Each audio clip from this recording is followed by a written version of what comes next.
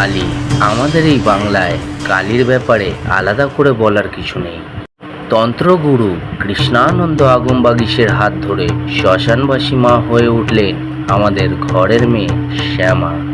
ঠিক যেমনটি হিমালয় পুত্রী পার্বতী হয়ে উঠেছিলেন ঘরের মেয়ে উমা, ঠিক তেমনটি। তবে জানেন কি তন্ত্রে কালী কয় প্রকারের? হ্যাঁ, আজ জানাবো সেই বিষয়।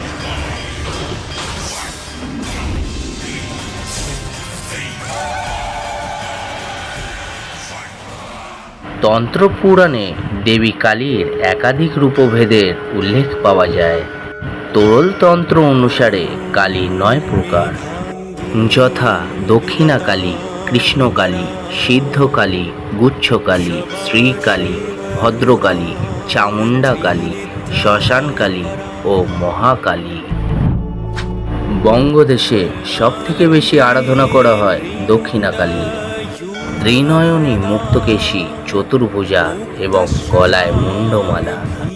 বাম দিকের 2 হাতে নরমুণ্ড এবং খড়গ, ডান হাতে থাকে আশীর্বাদ এবং অভয় মুদ্রা এবং মহাদেবের উপরে দণ্ডায়মানা।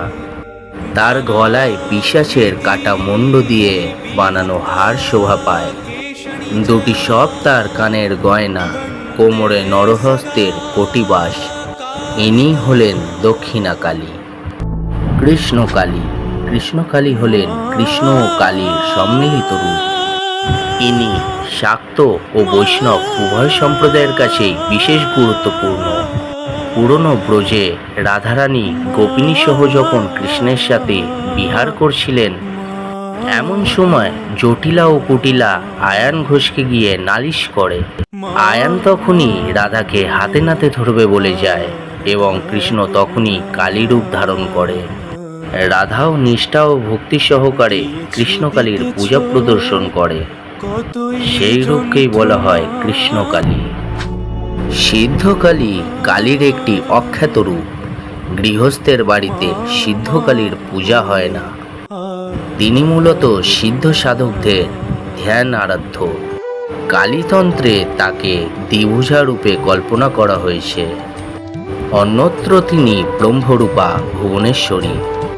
তার দক্ষিণ হস্তে ধৃত খড়গের আঘাতে চন্দ্রমণ্ডল থেকে নিঃসৃত অমৃত রসে প্লাবিত হয়ে বাম হস্তে ধৃত একটি কপাল পাত্রে সেই অমৃত ধারা ধারণ করে পরমানন্দে পানরতা।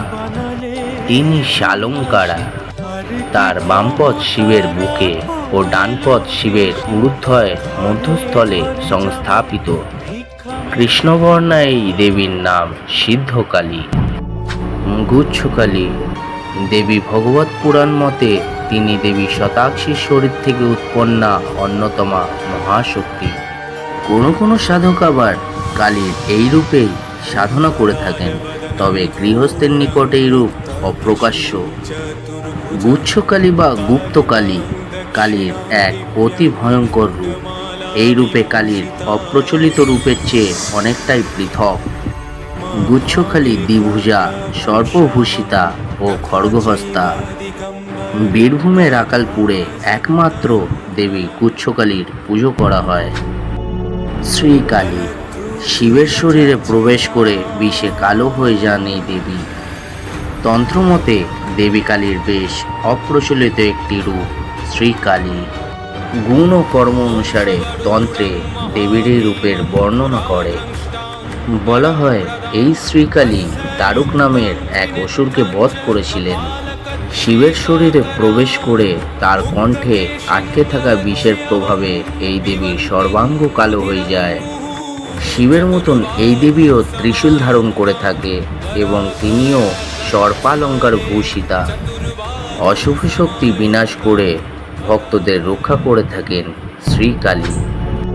ভদ্রকালী দুর্গা ও সরস্বতীর অপর নাম হিসাবে ব্যবহার করা হয় ভদ্রকালী শব্দটির। এখানে ভদ্রকালী ভদ্র শব্দের অর্থ কল্যাণ এবং কাল শব্দের অর্থ হল শেষ সময়। যিনি মরণকালে জীবের মঙ্গল করেন তিনি ভদ্রকালী। 2 রকম মত রয়েছে ভদ্রকালীকে নিয়ে। কালিকা পুরাণ মতে ভদ্রকালীর গায়ের রং অতসী পুষ্পবর্ণ মাথায় জটা, কপালে অর্ধচন্দ্র ও গলায় কণ্ঠহার। তন্ত্রমতে আবার অবশ্য ভদ্রকালী কালীর মতোই কৃষ্ণবর্ণা, কৌটরাক্ষী, মুক্তকেশী। তিনি জগৎকে গ্রাস করছেন। তার হাতে আবার জ্বলন্ত অগ্নিশিখাও রয়েছে। তিনিই হলেন ভদ্রকালী। দেবী চামুণ্ডা বা চামুণ্ডা কালী। দেবী ভগবত পুরাণ ও মার্কণ্ডেয় পুরাণের বর্ণনা অনুসারে দেবী চামুণ্ডা চণ্ড ও মুণ্ড নামক দুই অসুর বধের জন্য দেবী দুর্গার ভ্রুকুটি কুটিল ললাট থেকে উৎপন্না হন। তার গাত্রবর্ণ নীলপদ্মের মতন, হাতে অস্ত্র, দণ্ড ও চন্দ্রহাস।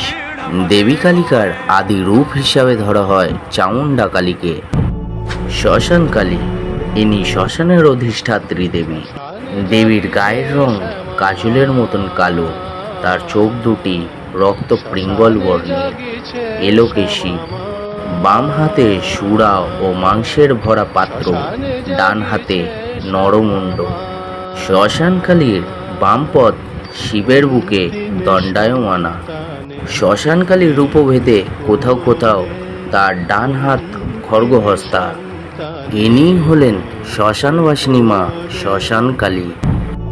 মহাকালী, তন্ত্রসার গ্রন্থ মতে মহাকালী পঞ্চবক্রা ও পঞ্চদশ নয়না। তবে শ্রী শ্রী চণ্ডীতে তাকে আবার আদ্যাশক্তি, দশবক্রা, দশভুজা, দশপদা ও ত্রিংশুলোচনা রূপে কল্পনা করা হয়েছে। তার 10 হাতে রয়েছে যথাক্রমে খড়গ, চক্র, গদা, ধনুক, বাণ, পরিখ, শূল, ভূষুণ্ডি, নরমুণ্ড ও শঙ্খ। ইনিও ভৈরবী, তবে গুচ্ছকালীর সঙ্গে এর পার্থক্য রয়েছে। ইনি সাধক পর্বে ভক্তকে উৎকট ভীতি প্রদর্শন করলেও অন্তে তাকে রূপ, সৌভাগ্য, কান্তি ও শ্রী প্রদান করেন। গগনাকৃতির এই দেবীর রূপকে বলা হয় মহাকালী।